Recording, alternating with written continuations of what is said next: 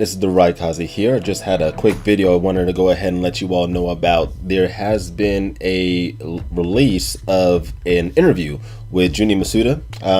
And for those of you, he's the actual one, helps design Pokemon itself. But there was an interview about the Pokemon Ultra Sun and Moon game, and he's definitely given us some leaks per se, or some highlights that we should all look forward to. And I think these are going to really make the game much more interesting than what anybody would have thought. So for anybody that has still been debating whether or not they're going to get it, maybe this might actually change your mind. So there's a few things that I did already see in here. We're going to scroll through this here and see what else we got here. So Junichi Masuda, who's in charge of fully supervising the game, so he's supervising everything, just making sure that everything is going along the lines of the the Pokemon structure, that everybody wants and what we're expecting out of the game. So he's definitely overseeing that. Game Freak was greatly relieved to learn that Z-moves were well received by fans, which is great. Z-moves were pretty good. You never know which Pokemon has a Z-move, so that can lead to a great deal of strategy with that. For Sun and Moon, Game Freak worked on balancing bosses by making them beatable if players use proper strategies, or suffer if they go in recklessly. And it wasn't too challenging for me, but I usually level up my Pokemon really high in the very beginning, and then I just fly through the game. That's typically what I do, but that's just me. But let's see what else we got here. After completing work on Sun and Moon, the staff felt that there was still more they could do in the Alola region. Yes, so much yes on that, because there was a ton that felt as though we could have been doing inside of Sun and Moon. The game just seemed to drop off right at the end of it. We went into, after we got into the Hall of Fame, what did we do? We just went and did the Ultra Bees, catching like 4 or 5 of them back to back. That was just, ooh, and then you got, what, $1 million. But what did you do with it? Or was it 10 million? I don't even remember. I didn't even need the money. So I was like, okay, that's fun.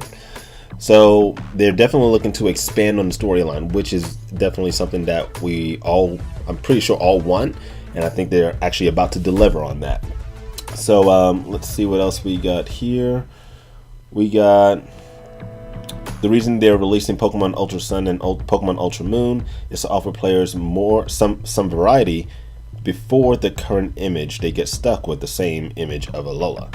So I'm pretty much thinking, because there's some weird verbiage with that, but I'm thinking what they're saying is they don't want us to have only the vision or image of Alola as the one that we've seen, because the Alola that we've seen was pretty much go happy, go lucky.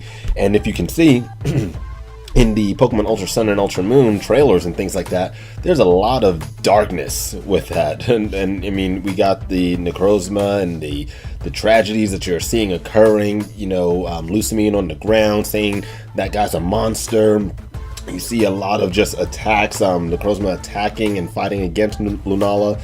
It looks as though a lot more emotion is inside of this one than just pure, oh, let's all hold hands and just jump for joy. So I really think as though that is actually going to be really good. So then they also go on here to say the story isn't a sequel. It's a story that has a little divergence from Sun and Moon. So it's not a sequel. As you can see, we have Lily there, but Lily's already in her Z powered up form. So it's definitely going to be a different style of a storyline than versus what we already had. So that's actually good. Now, characters from the Ultra Expedition team, which I think is the Ultra Recon Squad, they make an appearance, and that's where the story changes. They appear at the opening of the game, so you'll be able to start the game with excitement.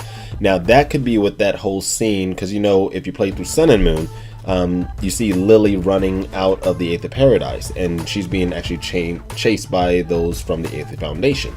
But there was one of those scenes where you actually saw one of those individuals from the Recon Squad in the Aether Paradise. So is that going to be the similar story and the similar scene that we're talking about, or is it going to be a scene where they're actually confronting us and talking to us? That's still yet to be determined, but we'll definitely see what that's all about. Now we have this. On top of a different main story from Sun and Moon, there's an additional new episode after entering the Hall of Fame. Boom. Game Freak teases that those who are looking at it as what Platinum was to Diamond and Pearl can expect an even more ultra huge change coming. That is very key.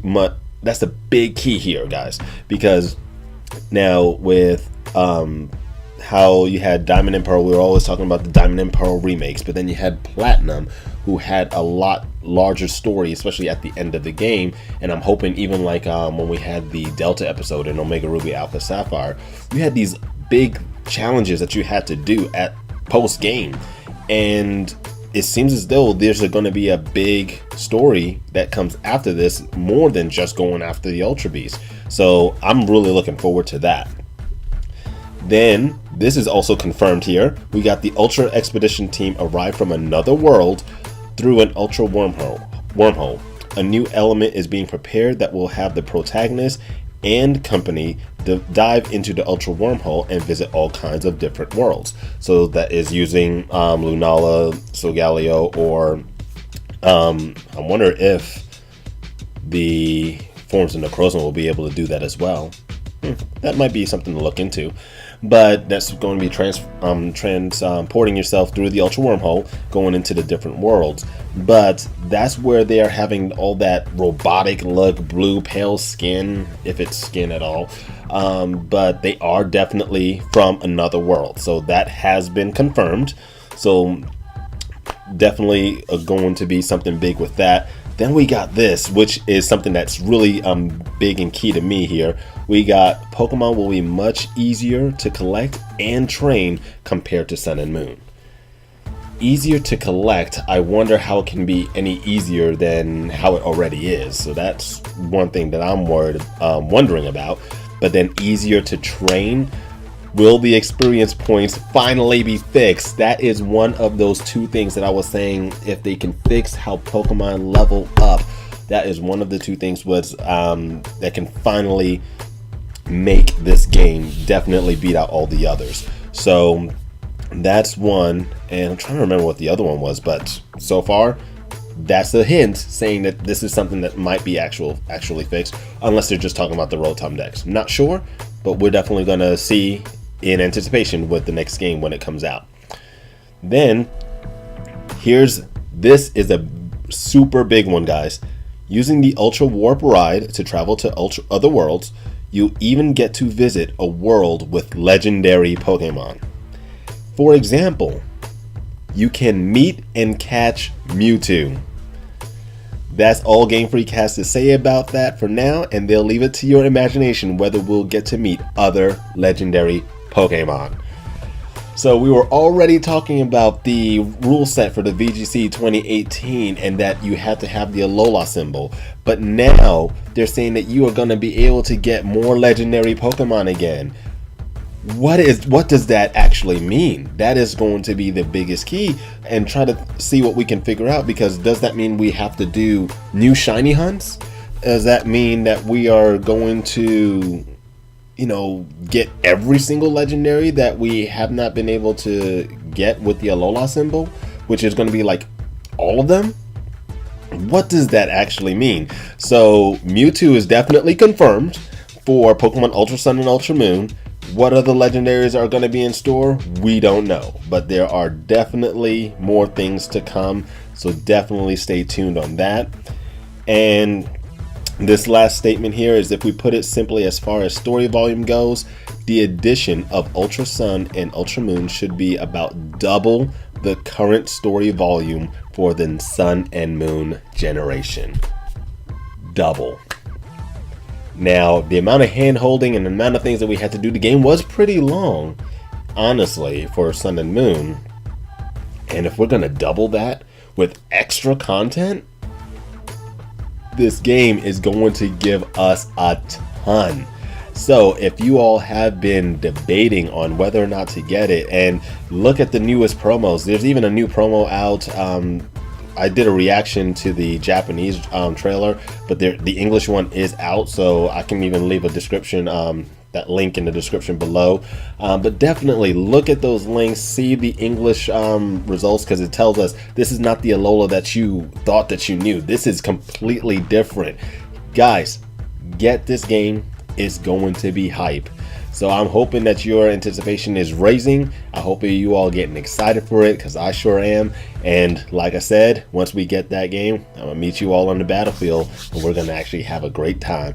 So at this point, if y'all want to go ahead and look at that, look at the discussion in more detail, I'll leave a link in the description below for that as well. And take it from there. Leave your comments below, what you think, what your anticipations are. Definitely share, like, subscribe if you haven't already joined the family, and let's take this to new heights. So until next time, this is going to be the Raikaze signing off. You know what to do. Stay strong and power on.